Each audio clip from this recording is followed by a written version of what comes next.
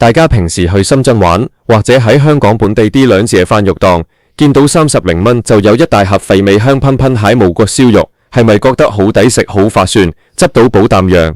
如果你真係啖諗，今日攞就要同你撲一盆凍水，因為你極有可能已經做咗水魚，仲要係幫人哋清緊垃圾。你知唔知呢啲表面上啖啖肉，金黃香脆海評價無骨豬，背後隱藏住幾多你完全想象唔到海內幕？今集我會同大家一針見血啖雞海呢個低價燒肉蟹黑晚真相，話你知點解呢啲30蚊蟹無骨豬，其實全部都係人哋唔要蟹下欄嘢，甚至連下欄都不如。講到食燒肉，我哋香港人最講究皮要夠脆，肉要夠香，肥瘦要均勻。一隻正常蟹乳豬或者大豬喺香港蟹佬之好燒臘檔，隨便便買少少都要100-200蚊。如果係原隻起骨蟹靚肉，個價錢更加係高到嚇死人。但係呢2-3年，即係由2023年開始通關之後，大家瘋狂北上，深圳各大超市或者街市就出現咗一種好神奇蟹現象，周街都係打住30元一斤或者35蚊一盒旗號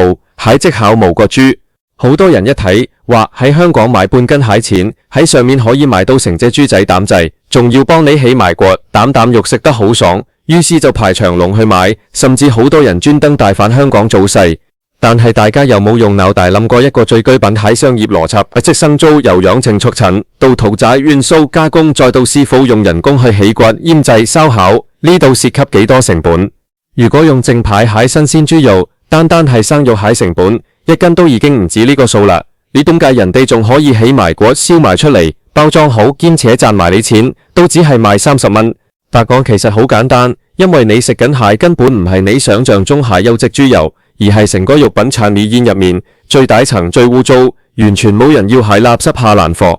要明白呢個騙局，我哋首先要了解下呢啲30蚊蟹無骨豬到底係用咩肉做蟹。好多人以為無骨豬就係用成隻小鳥豬，或者好似坊間宣傳膽用所謂蟹五花肉去整。我同你講，行內人一聽就笑。如果用正宗蟹五花腩，人哋做東坡肉或者做高級燒肉好過啦，點會30蚊賣幫你起埋骨？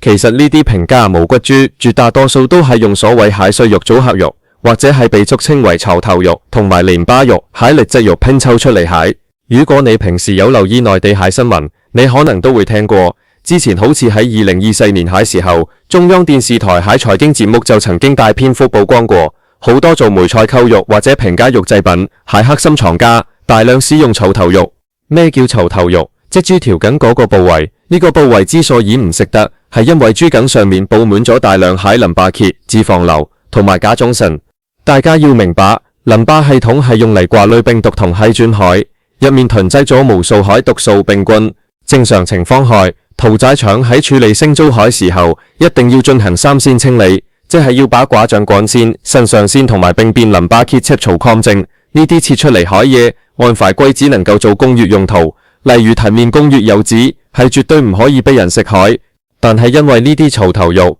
淋巴肉蟹批發價格極度便宜，便宜到你無法想象，可能一斤只需要幾蚊人民幣，所以好多黑心作坊同批發商就會偷偷地將呢啲下欄嘢收購返去。呢啲肉聞落去有好大股腥臭味，摸落去一粒粒硬邦邦蟹淋巴結，賣相極之恐怖。咁佢哋點樣將呢啲哪吒變成你手上香噴噴蟹無骨燒肉呢？呢個就涉及到非常高超蟹刀銬製同埋調味手段啦。首先，工人們會將呢啲槽頭肉上面比較明顯蟹大塊淋巴結割走，但係啲細小蟹深藏喺脂肪入面蟹淋巴，佢哋根本諗都理，亦都理唔到。接住後來，佢哋會將呢啲碎肉加上大量蟹嫩肉粉保水劑，即係所謂蟹磷酸鹽，等啲肉可以吸飽水分，增加重量。然後最關鍵下一步就係加入海量蟹化學調味料，包括強力去腥劑、豬油香精、一滴香同埋大量蟹鹽、糖、五香粉。喺呢啲極其濃烈蟹化學相蒸掩蓋之下，豬油原本蟹苦臭味、腥膻味會完全消失，取而代之，蟹係一種好霸道、好濃郁蟹豬油菌香。你行過街口，聞到嗰陣令人流晒口水海燒肉味，其實全部都係化學調味劑，加熱之後散發出嚟海化學生氣。調好味之後，呢啲碎肉要點樣變成一整條、一整塊好似起咗骨海豬肉膽樣呢？呢個時候就要用到卡拉哥或者 TG 王，即係所謂海在內粘合劑。呢啲粘合劑非常神奇，只要將佢哋撒喺碎肉上面，然後將一堆堆蟹槽頭肉、肥膏碎肉倒進一個特製蟹母醉入面，經過強力壓實冷凍，過咗幾個鐘頭之後，呢啲原本沖散污糟蟹碎肉就會緊緊揼入埋一齊，變成一塊外表非常完整，睇落去又肥又瘦，層次分明蟹無骨豬肉條。當呢啲組合出嚟蟹偽造豬肉條送去燒烤蟹時候，因為出面包裹咗一層人工謀神蟹皮，或者係用咗某種特殊蟹醃料，一入高溫爐一燒，油脂爆開，外皮就會變得非常金黃酥脆，形成好靚蟹化學爆皮效果。當你買蟹時候，店員用把刀咔嚓咔嚓啖幫你切開，你見到入面啖啖肉冇骨，肉質仲要異常咁滑溜。請記住，正常海豬肉如果燒到全熟，肉質係會有鮮味感同埋有咬口海，絕對唔會好似豆腐咁滑。呢啲平價無骨豬之所以咁滑，就係因為落咗極多蟹化學嫩肉粉同埋補水劑，將啲肉蟹組織完全破壞晒。你以為自己執到寶，用30蚊買到靚燒肉，其實你吞落肚海係一堆粘合咗冰島淋巴、化學香精同埋防腐劑海垃圾絲肉。除咗槽頭肉之外，仲有一種更常見喺平價無骨豬來源，就係老母豬肉或者頭太公豬肉。一般我哋食蟹肉豬，通常養到5、6個月大，大概180天到200天左右，肉質最嫩、最冇膩味蟹時候就會屠宰。但係老母豬呢，佢哋係用嚟生仔蟹，通常要養到3、4歲，甚至5、6歲，直到佢哋生唔出仔，失去經濟價值蟹時候，養轉產就會將佢哋淘汰。呢啲老母豬因為活得耐，身上蟹抗生素殘留、藥物殘留嚴重超標，而且因為年紀大，佢哋蟹肌有纖維非常之粗糙，橫到好似橡膠蛋，咬都咬唔入。最重要係老母豬又有一股極其強烈、令人作嘔蟹臊臭味，一般街市蟹檔口係完全賣唔去蟹。既然賣唔去，呢啲幾歲大蟹老母豬肉最後去咗邊度？咪就係去咗呢啲平價加工廠攞，工廠用極低蟹價格將成隻老母豬收購返去，因為老母豬蟹皮好厚好硬，好硬用來做需要追求脆皮效果蟹燒肉。佢哋會用強力蟹鬆肉機，用無數條鋼針將老母豬蟹肉瘋狂刺穿，破壞佢粗糙蟹身維，然後浸泡喺含有大量硝酸鈉或者亞硝酸鹽蟹化水入面。亞硝酸鹽唔單止可以防腐，最重要係功能係可以令到原本顏色暗紅發黑老母豬油變成好似新鮮豬油膽樣係粉紅色。之後再用我頭先講海高高脂香精去掩蓋陣索味，經過呢一系列海中風式化學改造，原本硬過石頭、臭氣酸天海老母豬肉就搖身一變，變成咗連香港人都讚不絕口、外脆內嫩海平價無骨燒肉。講到呢度，可能有人會反駁我，喂 YouTuber，你講到咁誇張，但我食過好多次，味道真係好正，而且我都冇肚痛，亦都冇事，你係咪喺度危言聳聽啊？各位朋友，呢個就係最恐怖蟹地方，黑心食品最厲害蟹地方，唔係令你即刻食物中毒，即刻入醫院，如果食完即刻拉倒支，人哋個檔口一早被查封啦。呢啲化學添加劑同埋劣質淋巴肉對人體蟹傷害係晚成蟹，係一種長期蟹累積。我即是諗下，淋巴結入面含有大量蟹病毒。蟹磚雖然經過高溫燒烤，大部分蟹病原體為被殺死，但係入面殘留蟹毒素以及豬隻生前因為發炎而產生蟹抗體壞死組織，係高溫無法分解蟹。更何況槽頭肉入面通常含有極高濃度蟹角胱酸素，角胱酸素係一種非常穩定蟹激素，即使你用超過攝氏180度蟹高溫去燒扣，佢蟹分子結構都唔會被破壞。如果人長期大量食用含有國長慣性素蟹做嚟，會直接擾亂人體自身蟹內分泌系統。最明顯蟹症狀就係會導致人體出現國長慣功能強震，即係所謂蟹格強。你會突然之間覺得心慌、手震、失眠、莫名其妙膽狂出汗、體重暴跌，甚至會影響到生殖系統。好多人莫名其妙得到呢啲慢性病，睇極醫生都睇唔好，完全推唔到原因。佢哋根本冇諗過，原來係因為自己每個禮拜都走去食埋一堆平價蟹無骨淋巴豬。再者，為咗將呢啲垃圾肉整到好食，裏面添加蟹亞硝酸鹽同埋磷酸鹽，量多到你冇法想象。亞硝酸鹽喺胃酸蟹環境之下，會同受類子帶蟹環類物質結合，形成亞硝胺。亞硝胺係世界衛生組織公認蟹一級之大物，同胃癌、食道癌、大腸癌有直接蟹環之海外關係。而過量攝入磷酸鹽，則會積極影響人體對鈣質蟹吸收，導致骨質疏鬆，同時會大大加重腎臟蟹帶嘅負擔。長期食呢啲嘢，等於係親手摧毀自己係肝臟同腎臟。你以為自己慳咗幾十蚊餐飯錢，其實你係預支緊自己未來幾十萬喺醫療費。好多香港人依家有一種盲目蟹心態，覺得北上消費咩都係便宜靚正。不可否認，深圳依家好多大型商場、中高檔蟹餐廳，佢哋蟹食品完全、衛生環境同埋服務質素確實做得非常之好，甚至連香港好多餐廳都比唔上。但係呢個世界永遠都有一條鐵律，叫做一分錢一分貨。如果你喺深圳係正規高檔酒樓，點一隻正宗蟹脆皮乳豬，人哋一樣係要收你幾百蚊人民幣。點解？因為人哋用蟹係真正由正規屠宰場供應，有專業合格證，蟹新鮮優質豬油，用蟹係真材實料，蟹師傅手工去燒。而街邊小巷或者街市裏面嗰啲30蚊一斤蟹無骨豬，品住上就係針對嗰啲只追求便宜、不看重質量蟹低端消費者而設蟹產品。更令人擔憂蟹係呢股平價無骨豬蟹歪風，依家已經不單止局限喺內地。隨住兩地物流越來方便，好多香港本地蟹無良商販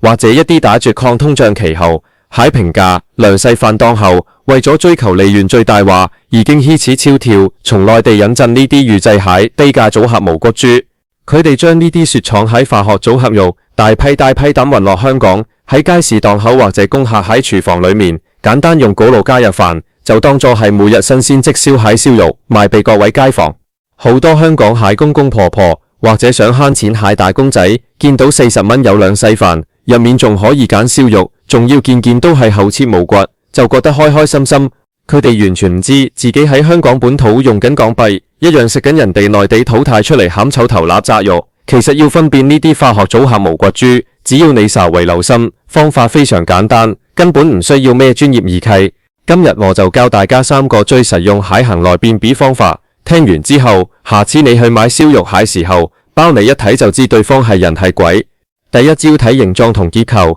正常蟹燒肉，無論係五花腩定係起咗骨蟹大豬肉，因為豬隻本身有骨骼，有肌有走向，切開之後，你一定會見到自然蟹嘅有腥味。肥肉同瘦肉之間雖然層次分明，但佢哋蟹連之處係有一層自然蟹根膜，係要枝嘅合埋一齊蟹，而且因為每隻豬蟹生長情況都唔同。切出嚟蟹每件燒肉大細厚薄肥瘦比例都一定會有少少偏差，但係化學組合肉就完全相反，因為佢哋係用無序醃製出嚟餡，所以整條無骨豬蟹形狀會顯得異常之規整，好似一條完美蟹長方體。當你切開蟹時候，你會發現每一件蟹大細厚度簡直好似用砌兩個蛋一模一樣。最重要係你仔細睇佢肥肉同瘦肉蟹交界處係完全冇自然過渡蟹，甚至會出現一條好突兀、好筆直蟹分界線，好似用膠水將一塊白肥膏同一塊紅瘦肉硬生生貼埋一齊抌。而且組合肉因為缺乏真正蟹肌有纖維，切蟹時候好容易會細碎散落，肥瘦肉隨時會剝離。如果你見到啲燒肉肥瘦分家，而且形狀整齊得好古怪，9成9係組合肉。第二招是口感，真正蟹優質燒肉食落去第一啖係皮脆，接住落嚟肥肉部分應該係入口即化，帶有油香，而瘦肉部分則應該有嚼勁，有肉汁，割下捉下會有一股自然蟹豬肉鮮甜。而嗰啲30蚊蟹無骨豬，你食落去會有一種好反常蟹豆腐感，筋肉明明好厚，但係你牙齒一咬落去，完全感受唔到豬肉應有蟹一條條肌有纖維。成紐瘦肉軟綿綿，滑溜溜，好似食緊醃製得刮粉咗海牛柳啖。呢種異常海滑嫩就係添加咗海量化學嫩肉粉同埋補水劑海鐵淨，而且由於裏面含有大量卡辣膠等化學粘合劑，你割兩下會覺得件肉有一種黏黏糊糊、怪異蟹彈性，完全沒有真肉蟹質感。第3招，聞味道同埋睇放涼之後蟹變化。喺先裝當呢啲平價燒肉冇掹出嚟，熱辣辣海時候，因為化學湯精喺高溫下瘋狂釋放，味道會香到不自然，甚至有啲刺鼻，你離遠幾條街都聞得到。但係只有你將呢啲肉放涼咗，或者帶返屋企放咗2-3個鐘頭之後，真正海考驗就嚟啦。真正用新鮮豬肉做海燒肉，放涼咗之後，雖然皮會變軟，但肉依然會保持淡淡海肉香，唔會有怪味。但係嗰啲用槽頭肉或者老母豬肉做蟹組合肉，一旦溫度降落嚟，化學香精失去咗高溫蟹掩蓋，掩藏喺底層蟹糊臭味、燒臭味、淋巴腥味就會全面大爆發。你會聞到一股好難聞蟹油質味同埋死豬油蟹腥膻味，而且因為裡面加咗太多補水劑，放涼之後件油會瘋狂滲滲出一啲粘稠、發白帶有怪味蟹一提，成縷又縮水縮得好犀利，變得又近又柴，賣相極度惡心。講到呢度，我相信大家心裏都已經有把尺啦。我哋成日話生活艱難，要懂得精打細算。香港依家經濟環境一般，大家想慳得就慳，北上尋找高性價比蟹美食，或者喺香港買平價兩世飯，呢啲出發點完全冇錯，亦都好合理。但係我哋精打細算蟹前提，絕對唔可以建立喺犧牲自己同埋家人健康蟹基礎之上。30零蚊買一整盒無骨燒肉，表面上你以為自己賺咗大便宜，用極低蟹大價換取咗物質上蟹大滿足，但現實蟹真相往往係殘破蟹。商人開門做生意，唔係開慈善堂，邊有可能做蝕本生意？你只以為佔到蟹便宜，其實早早被黑心商家喺暗地裏用力執下爛貨，化學毒素，甚至係病變淋巴肉，連本帶利啖從你喺身體健康裏面扣除咗。生存在呢個充斥住高 cost 與狠活蟹食片時代，我哋作為消費者，唯一可以保護自己蟹方法就係保持理性，戰勝自己心中蟹貪念。